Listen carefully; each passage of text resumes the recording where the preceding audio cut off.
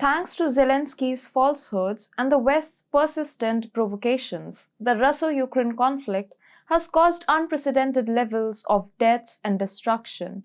Unlike the leader-cum-comedian in Kyiv, who is under the illusion that a documentary with 60 Minutes Australia or an interview with CNN can change public perception, Vladimir Putin is not a warmonger. He has never advocated the idea of military aggression against a peace-loving country which respects other nations' sovereignty.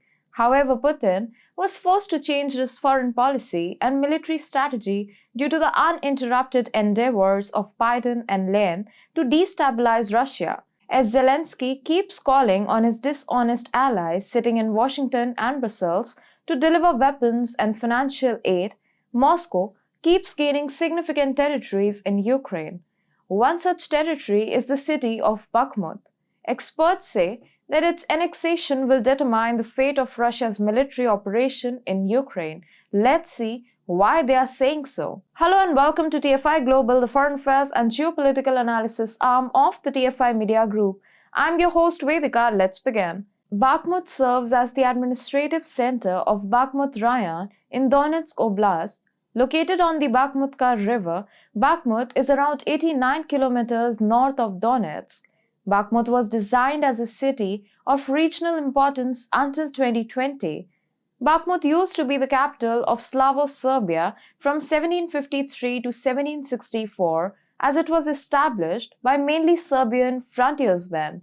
In the Donbas region of Ukraine, where separatists control Donetsk and Luhansk, and which Russia recently asserted to have annexed, Bakhmut is situated on a vital supply route. According to experts, Bakhmut's capture may potentially alter the direction of the conflict and provide Russia with a base to begin a wider campaign throughout much of Ukraine. Esrif Yelenkilici, a Moscow-based Eurasia analyst, claims that Bakhmut, a word of Turkic origin that literally translates to steppe horse, has suddenly turned into a prestige issue for Moscow. The Russian military's possible access to Slovansk and Kramatorsk, two significant industrial hubs of Ukraine in the energy-rich Donbas region, may be facilitated by Bakhmut's seizure. The bulk of the population in Donetsk and Luhansk speaks Russian, and there is a perception that if Moscow is unable to maintain control of these territories, it will be much more difficult for it to do so in other Ukrainian regions. According to the analyst, who is citing official Russian data, Russia's control over the Donbas region, which is home to 92.4% of Ukraine's coal reserves, has significantly decreased in recent months, from 65% at the beginning of the offensive to about half of the region. Capturing Bakhmut might be a crucial first step in Moscow's eastern offensive if its goal is to take Donetsk and Luhansk by the spring. Bakhmut, according to Michael Kaufman, director of Russia studies at the American Center for Naval Analysis, is a gateway to Slovansk and Kramatorsk, both of which have recently been the targets of Russian missile strikes. A strong salt mining business historically dominated Bakhmut, which included the neighboring tiny town of Soledar, which Russian soldiers completely overran in January. Bakhmut's former population of about 73,000 has been reduced to just a few thousand people without heat and electricity, making it essentially uninhabitable. After months of fierce combat, President Zelensky said in December that the city has been reduced to burnt ruins. Apparently, at the same time, many news reports and probes affirm that Russia has been making constant progress in Bakhmut. In fact, according to the leader of the Russian-controlled portion of Ukraine's Donetsk region, in January, units of the Wagner Group were advancing in the town of Bakhmut, while a senior Ukrainian official also reported that the battle in those two towns was intensifying. The Bakhmut and Vuhledar districts are under increased pressure from the enemy, according to Hanna Maliar, Ukraine's deputy defense minister. Fighting was going on in previously Ukrainian-held areas of Bakhmut. According to Denis Pushilin, the Russian-appointed governor of Russian-controlled areas of Donetsk province, which Moscow declared annexed last September. He was quoted by TASS news agency as adding that units, particularly Wagner, are advancing in Artyomovsk itself.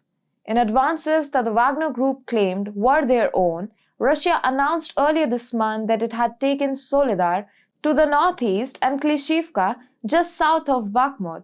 In a video that was shared online earlier this week, Pushilin was seen traveling to Soledar. According to Pushilin, seizing Soledar allowed for the blocking of Ukrainian supply channels and the control of several regions from which Ukrainian forces had been launching retaliatory attacks, according to the RIA news agency. Similarly, according to the Reuters news agency, on 1st Feb, the Russian military surrounded Bakhmut. Yan Jejin, an advisor to Denis Pushilin, declared on television that Bakhmut is already operationally surrounded and our soldiers are closing the ring around the city. Jejin alleged that battles were currently being fought for control of the Chasiv Yar-Bakhmut road. On 4th February, Zelensky acknowledged that the frontline situation is only growing harsher in his nightly address, claiming that Russia was assembling more soldiers to breach Ukraine's military lines, according to claims from the Kremlin-controlled Wagner mercenary outfit. Russia has virtually half encircled Bakhmut. It was also said that the mercenaries were attempting to block the road leading from Bakhmut to the nearby Ukrainian stronghold of Kostiantynivka, confirming the claims of Russian forces. On 5th February, the UK Defense Ministry said Bakhmut is becoming increasingly isolated as Russian forces get closer to encircling the city, making it more difficult for Ukraine to continue supplying its troops there. In its intelligence bulletin, the UK Defense Ministry also confirmed that Russia has continued to make small advances in its attempt to encircle Bakhmut over the previous week. As a result, the two primary logistical routes into the city from Ukraine are now in the Russian artillery's line of fire. And on 10th February, a tweet from IFE news agency further authenticated the fact that the fall of Bakhmut will occur in the next few days. The news outlet has reported that Russian forces have surrounded the strategic city from all sides and are closing in on it. Therefore, these reports, investigations, and intelligence only corroborate the assertions of Russia. Vladimir Putin, who is well aware of the next move of Washington and Brussels, is treading on the fluctuating rope of diplomacy cautiously. He realizes that his one mistake can result in disastrous repercussions for Russia's diplomatic, political, and economic interests. Putin has deployed a huge chunk of his forces in Bakhmut because he knows that its annexation is indispensable in his crucial battle to teach the treacherous West that attacking the territorial integrity of Russia has dire consequences. Perhaps it is reasonable to state that the success of Russia in this war, which is the result of the blunderous moves of Zelensky, who acts on the draconian commands of the US and Europe, is necessary not only for Moscow itself, but for all those nations whose political sovereignty and security was destroyed by the malicious agenda of the West. The capture of Bakhmut by Russia is inevitable. The geopolitical experiences have often demonstrated that Russia never abandons any tactic or strategy which it believes is crucial in the accomplishment of its ambitions and aspirations. Currently, Bakhmut is the key to establishing greater control in Ukraine, and that is an opportunity which Putin, even in his wildest dreams, will never abandon.